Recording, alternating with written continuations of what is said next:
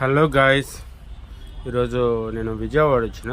మీరు చూస్తున్నారు కదా, ఇది ప్రకాశం బ్యారేజ్. గేట్లనే వదిలి నీళ్లు కిందికి వెళ్ళిపోతున్నాయి. చూడండి ఎంత అద్భుతంగా ఉందో. ఇప్పుడు కిందికి కూడా అలో చేస్తలేరు. ఒకప్పుడు కిందికి కూడా అలో చేస్తుండే ఆ వాటర్ కాడికి చాలామందిని. బట్ చాలా ఇన్సిడెంట్లు జరిగి ఇప్పుడు కిందికి కూడా వెళ్ళనిస్తలేరు. ఇది వచ్చి రైల్వే బ్రిడ్జ్ అనమాట. ఇది కనపడుతుందా?